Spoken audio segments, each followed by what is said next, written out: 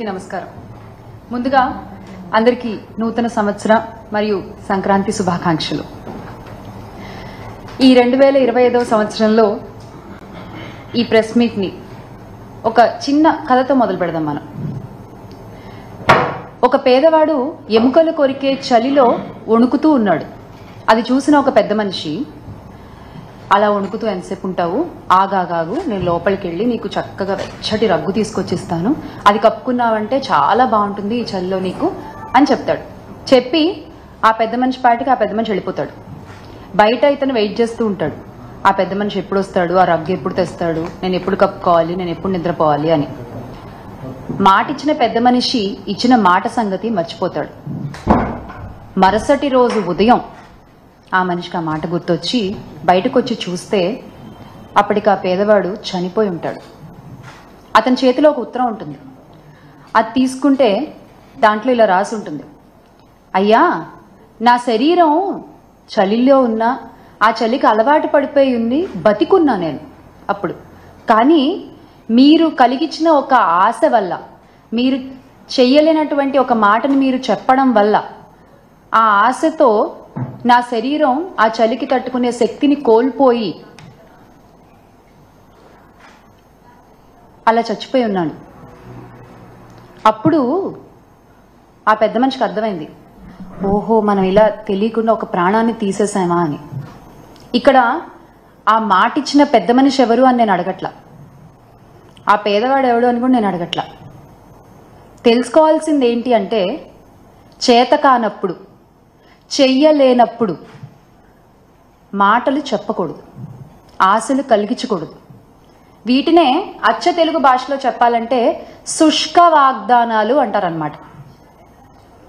ఇప్పుడు ఈ ప్రస్తావన ఎందుకు తీసుకొస్తున్నాను అంటే, చంద్రబాబు నాయుడు గారు మా అక్క చెల్లెమ్మలని, మా మహిళలని మరోసారి నమ్మించి మోసం చేశారు.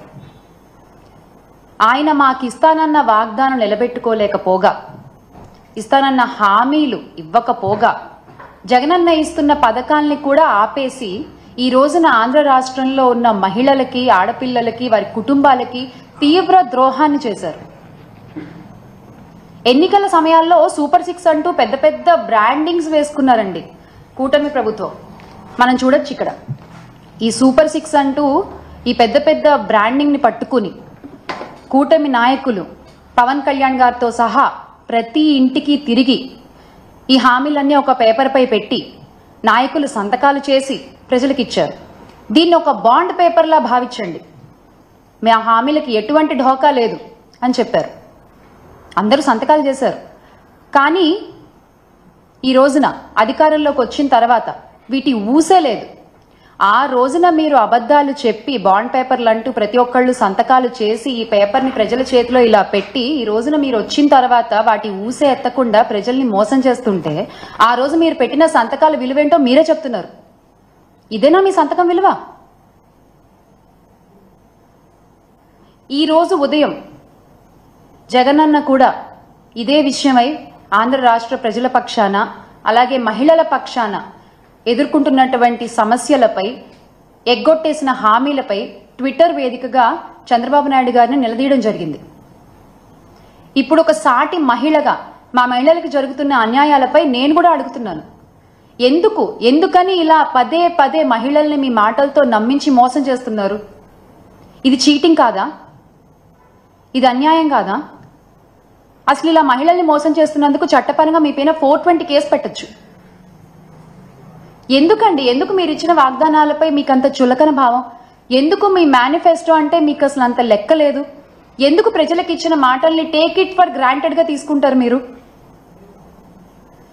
ఇదేమీ మీకు కొత్త కాదు, ఇదేమీ కూటమి నాయకులకి కొత్త కాదు. 2014లో కూడా ఇలాగే మీరు చూసుకున్నట్లయితే 2014లో కూడా డ్వాక్రా రుణమాఫీ అని మహిళలకి ఆశలు కల్పించి అధికారంలోకి వచ్చిన తర్వాత యథావిధిగా ఎగ్గొట్టేశారు. ఇక్కడ మనం చూడండి, చంద్రబాబు నాయుడు గారు ఉన్నారు, పవన్ కళ్యాణ్ గారు ఉన్నారు, మోదీ గారు ఉన్నారు. మీరు చెప్పిన మాటలకి విలువ లేదు, మీరు ఇచ్చిన హామీలకి విలువ లేదు, మీరు చేసిన సంతకానికి విలువ లేదు. అంటే పోన్లే పాపం మహిళలు పదే పదే నమ్ముతున్నారు మనల్ని, చాలా చులకనగా తీసుకోవచ్చు, చాలా తేలిగ్గా మోసం చేసేయచ్చు అనుకుంటున్నారా మీరు? ఈ రోజున మీ మాటల్ని మళ్ళీ మళ్ళీ నమ్మి మోసపోయే మహిళలు ఎవరూ లేరు. ఖచ్చితంగా ప్రతి మహిళ ఈరోజు మిమ్మల్ని గద్దె దించే ప్రయత్నం చేస్తున్నారు. మీరు ఆ విషయం గ్రహించాలి. అరే అసలు అన్ని హామీల్లోకి కూడా తల్లికి వందనం అనేది మా ముఖ్యమైనటువంటి హామీ అని మీరు చెప్పుకుంటూ వచ్చారు. ఆ తల్లికి వందనం గురించి మీరు ఎలా ప్రచారం చేశారో కూడా ప్రతి ఒక్కళ్ళకి తెలుసు. ఏడాదికి రూపాయలు 15,000 చొప్పున ఇస్తామన్నారు. అది ఇవ్వకపోగా మీరు అధికారంలోకి రాగానే జగనన్న ఇస్తున్నటువంటి అమ్మఒడి పథకాన్ని కూడా ఆపేశారు. గత 7-8 నెలలుగా పిల్లలు, తల్లులు మీరు ఇస్తానన్న ఆ తల్లికి వందనం హామీ కోసం ఎదురు చూస్తూనే ఉన్నారు. ఆ పిల్లల ఎదురు చూపులకి మీరేం సమాధానం చెప్తారు? ఆ తల్లుల ఎదురు చూపులకి మీరేం సమాధానం చెప్తారు? వాళ్ళ భవిష్యత్తుకు మీరేమి సమాధానం చూపిస్తారు? మేము ప్రశ్నిస్తున్నాం. ఈ రోజున రాష్ట్రంలో ప్రతి ఒక్కళ్ళు జగన్మోహన్ రెడ్డి గారు ఉండి ఉంటే అనేటువంటి ప్రశ్నని వాళ్ళకి వాళ్ళు వేసుకుంటున్నారు. ఖచ్చితంగా దానికి తగ్గ సమాధానాన్ని త్వరలోనే మీకు చూపిస్తారు.